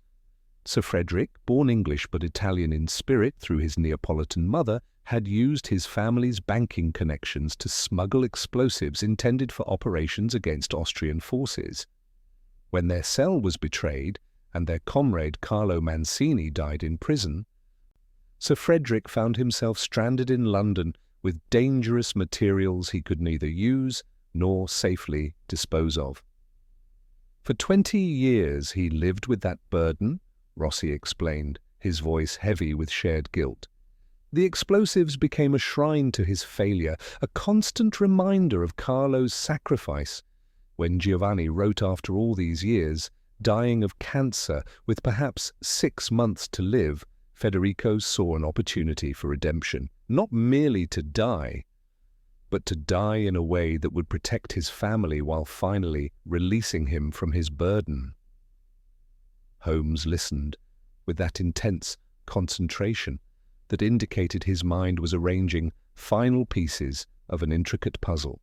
"The locked room was Sir Frederick's idea," he observed, "a final gesture of protection for Benedetti, ensuring he could not be immediately apprehended while creating a mystery that would eventually reveal the truth to those capable of understanding it. During the weeks that followed, I watched throw himself into securing a more merciful outcome for Giovanni Benedetti. He consulted with barristers, gathered medical testimony about Sir Frederick's state of mind, and carefully constructed a narrative emphasizing the consensual nature of the act. The faded photograph from Sir Frederick's study became crucial evidence, demonstrating the long-standing bonds between the two men. In the course of these preparations, Holmes also quietly investigated certain irregularities in Charles Pemberton's conduct. The secretary's threatening note to James Ashworth, written on his own monogrammed paper with his distinctive ink, suggested knowledge and involvement that went beyond his official duties. Yet Holmes chose not to pursue this avenue fully, recognizing that Pemberton's minor deceptions paled beside the greater tragedy of the Brotherhood's fate. The trial, conducted largely in camera due to sensitive political implications, resulted in a manslaughter verdict rather than murder. Benedetti received 5 years imprisonment, though his terminal illness ensured he served less than 8 months before succumbing peacefully in the prison infirmary with Professor Rossi at his bedside. One evening, as spring arrived and the memory of that fog-bound November night began to fade, Holmes made a revelation that illustrated the full complexity of his moral judgment. While examining Benedetti's open dispatch box in the cellar, he had discovered not only the Italian correspondence, but a list of the Brotherhood's English supporters, names now prominent in the peerage, who had long since abandoned revolutionary sympathies for comfortable respectability. "I took the liberty of consigning it to the flames," Holmes said quietly, not looking up from his chemical apparatus. "The war is over, Watson. There is no purpose served in detonating mines that were laid 20 years ago. Let the dead bury their dead, and let the living continue their respectable, if somewhat hypocritical, existences. As I made my final notes on the case, I found myself reflecting on the smile that had first drawn us into this labyrinthine mystery. Sir Frederick's expression of peaceful contentment at the moment of death was not the grimace of a murder victim, but the relief of a man finally released from a burden too heavy to carry. Giovanni Benedetti had offered him that release, accepting the consequences for himself in a final act of brotherhood that transcended ordinary moral categories. Justice and the law are not always synonymous, Holmes observed, drawing his violin bow across the strings in a melancholy phrase. Sir Frederick chose the manner of his death to protect his family's honour and his old comrade's secrets. Benedetti faced the gallows to honour an oath made in youth. Whether that constitutes murder or mercy is a question I leave to philosophers. I am merely a consulting detective who seeks truth wherever it may lead. The case of the victim who smiled at murder would always remain, in my mind, one of our most morally complex investigations. So we had solved the mystery of the locked room, identified the perpetrator, and ensured that justice was tempered with understanding. Yet the deeper questions it raised about loyalty, sacrifice, and the weight of past sins would linger long after the official records were filed away, reminding us that not all truths are comfortable ones, and not all mysteries can be resolved with the certainty that logic alone provides. The fog had lifted from the streets of London, but the shadows cast by the Fratelli del Lupo would endure as a testament to the enduring power of brotherhood and the terrible price of idealism betrayed. The spring of that year brought with it an unexpected epilogue to the Ashworth affair, arriving on a morning when the pale sunshine had finally begun to dispel the lingering shadows of London's winter gloom. Holmes had been unusually contemplative in the weeks following Benedetti's quiet death in the prison infirmary, often standing by our Baker Street window with his pipe, watching the city awaken to a new season. It was during one such morning that Mrs. Hudson announced the arrival of Sir James Ashworth, though he presented a markedly different figure from the trembling, guilt-ridden youth we had encountered in those terrifying moments in his father's cellar. The transformation was remarkable. Where once had stood a young man consumed by fear and self-recrimination, there now entered a gentleman of evident purpose and dignity.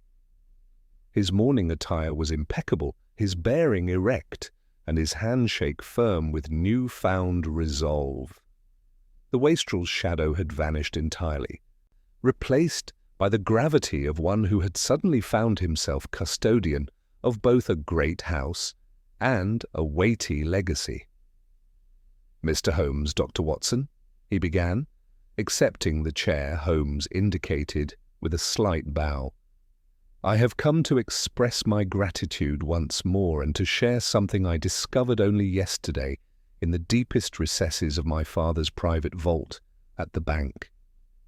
It seemed fitting that you, who understood him better in death than I ever did in life, should be the one to see it." From his coat he withdrew a leather-bound ledger, its pages yellowed with age and filled with Sir Frederick's meticulous handwriting.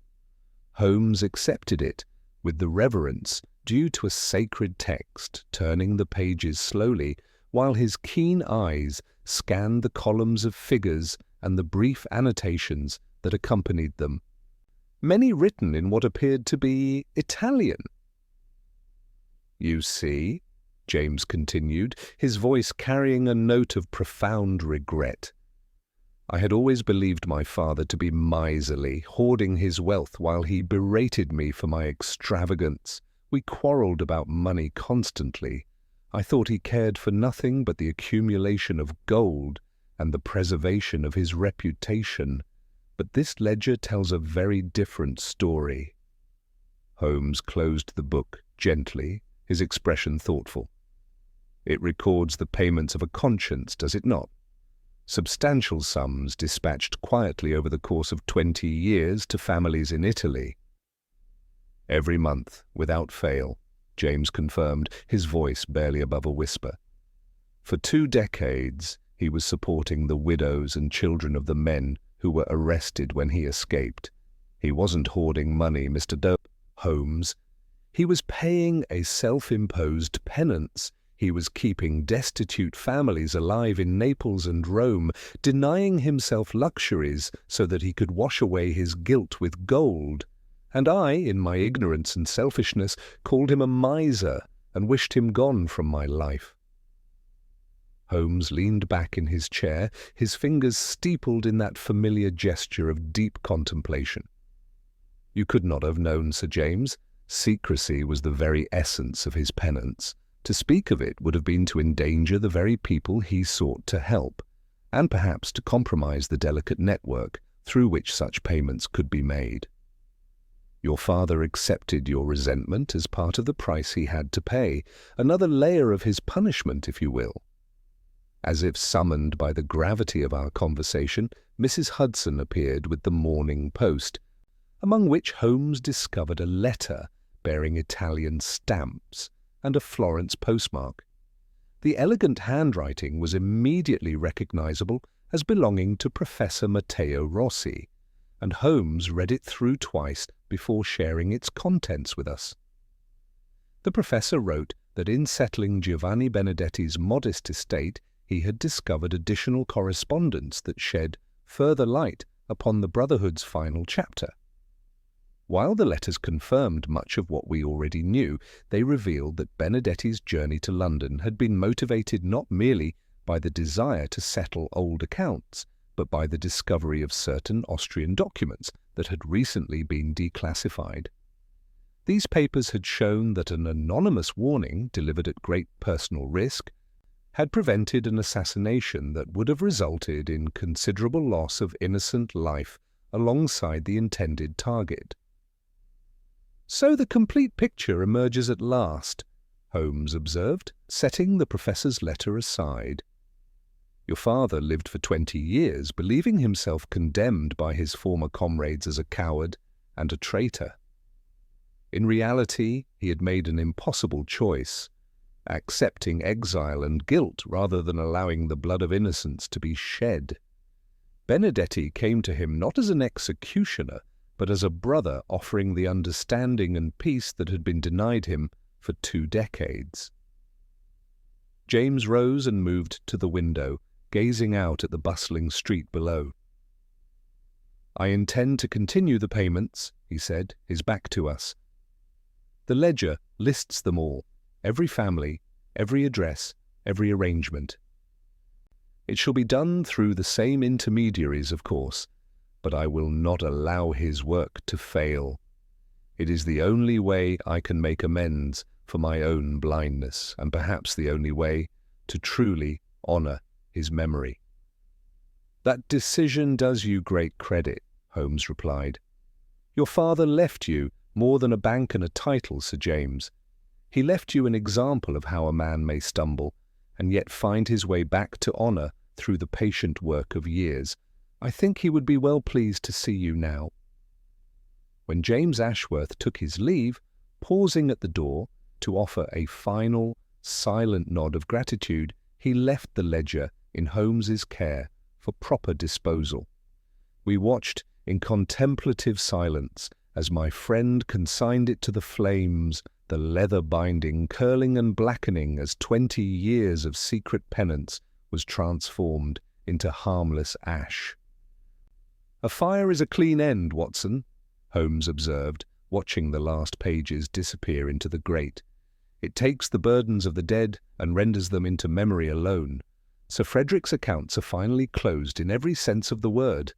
He turned away from the hearth and moved to his chemical apparatus, where a complex arrangement of retorts and test tubes awaited his attention. The mood of philosophical reflection that had hung over him since our confrontation in the cellar seemed to evaporate, replaced by his customary restless energy and intellectual curiosity. "And now?" he said, reaching for a pipette with evident satisfaction. "We must turn our minds to matters of a more empirical nature. I have been conducting a series of experiments regarding the precipitation of coal tar derivatives that promises to yield results of considerable scientific significance. The human heart is a fascinating study, Watson, but it is regrettably unpredictable in its operations. Chemistry, on the other hand, never dissembles." As I watched him settle to his work, the familiar blue smoke from his pipe already beginning to cloud the air around his sharp profile, I reflected upon the strange case that had brought us into the orbit of the Ashworth family. The world might see Holmes as merely a reasoning machine, a cold logician who cared only for facts and deductions. But I, who had witnessed him stand between a desperate man and the full weight of the law, who had seen him protect a widow's peace and guide a son toward redemption, knew the deeper truth. The case of the victim who smiled at murder was finally, truly closed. The official files would gather dust in Scotland Yard's archives, the newspaper accounts would fade from public memory, and London would move on to fresh scandals and new sensations. Yet the image of that quiet, fog-bound study in Belgravia, and the tragic, noble figures who had played out their final act within its walls, would remain with us both as a reminder that the greatest mysteries are not always those of method and means, but of human motivation and the complex mathematics of loyalty, guilt, and redemption. Sir Frederick Ashworth had died with a smile, not because he welcomed death itself, but because he had finally been understood, finally been forgiven, and finally been released from a burden too heavy for any man to carry alone. In the end, perhaps that was the best resolution any of us could hope for when facing the consequences of our most difficult choices, not absolution, but understanding, not erasure of the past, but acceptance of its weight, not the elimination of guilt, but the transformation of it into something approaching grace. The fog had lifted from London's streets, and with it the shadows that had haunted one man's conscience for 20 years. In death, Sir Frederick had found what had eluded him in life, the peace that comes from being known completely and accepted despite one's failures. It was, I thought, as Holmes hummed quietly over his chemical work, perhaps the most any of us could ask from this uncertain world. The weeks that followed brought an unexpected tranquillity to our Baker Street lodgings, though I observed that Holmes often paused in his chemical experiments to stare thoughtfully into the middle distance. The case had been solved, justice had been tempered with mercy, and yet something in the affair continued to trouble his restless mind. It was during one such moment of contemplation that he finally articulated what had been gnawing at him.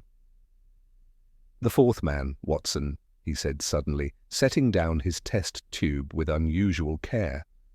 "We have accounted for Federico, Giovanni, and Matteo, but the photograph showed 4 members of the Fratelli del Lupo. Carlo Mancini died in an Austrian prison, yet Professor Rossi has been remarkably silent about the circumstances of his death. In any tale involving revolutionary cells and political martyrdom, the official version rarely encompasses the complete truth."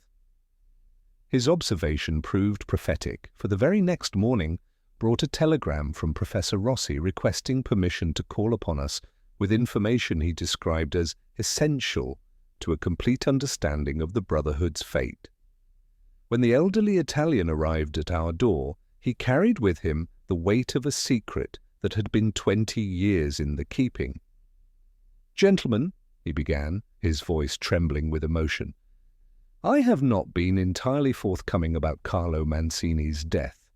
The official records state that he succumbed to typhus while imprisoned, and this is technically accurate. What they do not reveal is that Carlo deliberately hastened his own end, arranging through bribery to obtain substances that would weaken his constitution sufficiently that the disease would claim him quickly. Holmes leaned forward with keen interest. He chose martyrdom to protect his brothers. Precisely. Carlo understood that as long as he lived, the Austrians would continue to pursue us all. Federico had escaped with the explosives, but the rest of us remained in grave danger. Carlo made the decision to end his suffering while simultaneously protecting those he loved. Rossi withdrew a yellowed envelope from his coat. This is his final letter, written in delirium but clear in purpose. He asks that it be given to Federico only after all the brothers have passed beyond earthly justice. As Holmes read Carlo's final words aloud, the true tragedy of Sir Frederick's life became clear. For 20 years, he had tortured himself with guilt over a coward's flight that had never occurred. Carlo had chosen his own fate, selected Federico as the one to carry on their work, and died in peace, knowing his sacrifice would protect his brothers.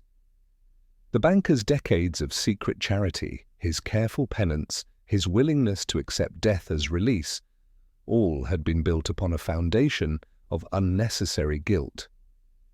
Did Benedetti reveal this truth in their final conversation? Holmes asked quietly. Rossi nodded through his tears. Giovanni wrote that Federico wept, then laughed, then embraced him as a brother. The poison was administered not as punishment but as liberation. The final gift of the brotherhood, freedom from a burden that had never been deserved. After the professor departed, leaving Carlo's letter in Holmes's care, I found myself reflecting on the extraordinary complexity of human loyalty and sacrifice. The case had revealed layers of meaning that went far beyond the mechanical puzzle of a locked room, touching upon the deepest questions of guilt, redemption, and the price of idealism. Holmes stood by the mantelpiece, the letter in his hands, his expression thoughtful. The complete truth at last, Watson. Sir Frederick was not fleeing from his comrade's death, but carrying forward his deliberately chosen sacrifice. The victim who smiled at murder was smiling not at his killer, but at the revelation that had finally set him free. It was some days later, as I worked to set my notes upon the case in order, that Holmes made an observation that would stay with me long afterward. "You're writing another of your romantic chronicles." Watson, he said, with that familiar mixture of affection and exasperation. You surround the bare bones of deduction with such moral reflection that the central skeleton is obscured. It is precisely because there is more here than bare deduction that the story deserves telling, I replied warmly. This was not merely a puzzle in mechanics, but a drama of conscience played out across 2 decades. The public may read for entertainment, but there is instruction in such histories. Holmes smiled wearily and reached for his pipe. My dear fellow, if you can persuade the British public to prefer instruction to entertainment, you will have performed a miracle greater than any ascribed to me. For myself, I am content if the facts are accurately recorded. As to the moral, I leave that to the philosophers and to you. Yet I knew that beneath his protestations lay a deeper understanding. This case had challenged not merely our deductive abilities, but our comprehension of justice itself. We had solved the mystery of how a man could be murdered in a locked room, but more importantly, we had discovered why such an elaborate deception had been necessary, not to conceal a crime, but to honor a friendship and provide the peace that had been 20 years in the seeking. There is a certain irony, Holmes observed, moving to the window where the spring sunshine illuminated the busy street below, in the fact that our greatest successes are often those we can never fully speak of. To the world we have merely assisted in apprehending a dangerous radical. The true narrative must remain in the shadows, known only to those with the wisdom to understand its complexities. He was correct, of course. some truths require a nuance of understanding that public discourse rarely provides. The distinction between victim and criminal, between murder and mercy, had blurred beyond recognition in the case of Sir Frederick Ashworth. We dealt in facts, but facts were merely the bricks from which the house of truth was built. The human element, the mortar of emotion and history and loyalty, was what held the structure together. As evening approached and Holmes took up his violin, drawing from it a melody both melancholy and beautiful, I placed my completed manuscript carefully in the dispatch box where it would wait, perhaps for decades, until the world was ready for such a complex tale of brotherhood and sacrifice. The case of the victim, who smiled at murder, was closed, but its deeper mysteries, the capacity of the human heart for both suffering and grace, the enduring power of loyalty forged in youth, the terrible beauty that can be found even in the darkest of tragedies, would remain as eternal as the fog-shrouded streets of London itself. Outside our window, the great city moved on, indifferent to the small drama that had played out in a Belgravia study and found its resolution in our Baker Street sitting room.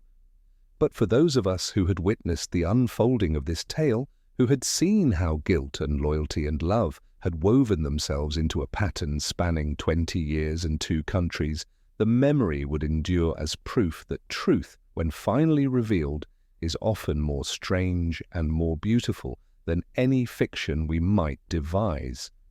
The game was over, but the great mystery of life itself remained, as always, wonderfully unsolved. The summer had established itself over London by the time I received what would prove to be the final communication relating to the Ashworth affair. It arrived not as correspondence, but in the person of Lady Margaret herself, who appeared at our Baker Street lodgings on a warm July afternoon, dressed in half-mourning, the deep black of her widow's weeds now softened to grey and lavender. There was about her a composure and quiet strength that spoke of grief transmuted into something approaching acceptance, though her eyes still held shadows of all she had endured. Holmes received her with the courteous gravity he reserved for those who had earned his respect through conduct in adversity. She declined refreshment, but accepted the chair by the window where afternoon light fell gently upon her still handsome features. For a long moment she sat gathering her thoughts, while Holmes waited with that patient attention he summoned when dealing with matters of genuine human consequence. "Mr. Holmes, Dr. Watson," she began at last, her voice steady despite underlying emotion. "I have come to tell you something I could not speak of before, something that only these months of reflection have given me courage to articulate. My husband confided in me on the evening before his death. Not the complete truth, perhaps, but enough that I understood what was to come." Holmes's eyebrows rose fractionally, his only sign of surprise. "Sir Frederick told you of Benedetti's impending visit? He told me that a ghost from his past was coming to claim him, and that he had decided to go willingly. He said he had lived 20 years as a man divided between the respectable banker and the haunted revolutionary, and that the time had come to become whole again, even if wholeness could only be achieved in death." She withdrew a handkerchief, not to weep, but simply to hold for comfort. I begged him to flee, to seek help, to do anything but accept what seemed monstrous injustice, but he took my hands and told me that some debts can only be paid in full, and that he had carried his burden far too long. This revelation cast the entire affair in yet another light, adding a final layer to an already intricate moral tapestry. Sir Frederick had not merely accepted his fate when Benedetti appeared, but had anticipated it, prepared for it, and arranged matters so his death would serve multiple purposes while protecting both his family and his old comrade. "He asked me to tell no one until sufficient time had passed," Lady Margaret continued, "because he feared that if authorities knew of his complicity, They might treat Signor Benedetti more harshly. He wanted to protect his friend even in death. She looked directly at Holmes. You gave them both mercy, Mr. Holmes. The manner in which you presented the case allowed Giovanni Benedetti to die in relative peace rather than on the gallows. My husband would have been grateful beyond measure. After Lady Margaret departed, leaving behind a sense of closure that had been absent from our previous encounters with the Ashworth family, Holmes and I sat in companionable silence as afternoon shadows lengthened across our sitting room. The case that had begun with a locked door and an impossible smile had revealed itself as a meditation on loyalty, conscience, and the extraordinary lengths human beings will traverse to protect those they love. "You will write this, of course," Holmes said eventually, gazing out at the London skyline, "though I suspect you will need to wait many years before the full truth can be published. Some stories are too complex for their own time, Watson. They require history's perspective to be properly understood." "I have already written most of it," I admitted, though I confess uncertainty about concluding such a tale. Convention would have us celebrating detection's triumph, the unmasking of a murderer, order's restoration. Yet this case demands something different, something acknowledging the ambiguity at its heart. Holmes turned from the window, and I was struck by his expression, not the sharp, predatory look of a hunter who has cornered prey, but something softer, more contemplative. "Then write what you have learned, my dear fellow. Write that detection is not merely logic applied to evidence, but the patient unraveling of human complexity. Write that justice and law are not always synonymous, and that the greatest mysteries are often those of the human heart." He moved to his chemical apparatus, arranging it with characteristic precision. The case of the victim, who smiled at murder, taught us that a man may be both victim and architect of his fate, that a killer may act from love rather than malice, and that truth, when finally revealed, may prove more merciful than any comfortable lie. As evening drew in and the familiar rhythms of Baker Street reasserted themselves, I reflected upon the extraordinary journey from that fog-bound November night through layers of deception, loyalty, and sacrifice to arrive at understanding. The locked room had been explained, the mechanism revealed, the perpetrator identified and judged with mercy.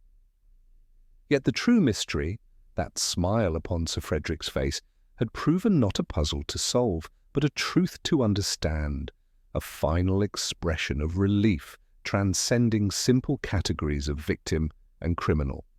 Some weeks later, as I completed my chronicle and sealed it away until time should make its publication safe, Holmes paused in cataloguing his correspondence files and observed that while the public might crave sensational details of locked rooms, the case's true interest lay entirely in that anomalous smile. It was, he noted, perfect demonstration of how the most trivial detail, when properly analyzed, invariably leads to mystery's heart. "The game continues, Watson," he said, reaching for a new case file with renewed energy. "London never lacks for puzzles requiring solution, and while they may not all possess the tragic grandeur of Italian revolutionaries, each presents its own challenge to the reasoning mind." As I placed my manuscript among our most sensitive cases, I realized this was perhaps the truest detective story I had written, not for cleverness of solution, but because it acknowledged that human beings transcend the sum of their actions, that justice exceeds simple law application, and that the deepest mysteries can never be fully solved, only understood with compassion and humility. The fog had long since lifted from London's streets, but memory of that case would remain always, reminding us that in detection's great game, the ultimate challenge is not proving guilt or innocence, but comprehending the human heart in all its complexity, contradiction, and capacity for both darkness and light. The victim who smiled at murder had taught us that lesson more profoundly than any textbook ever could, and for that education, however painful its acquisition, we remained forever grateful.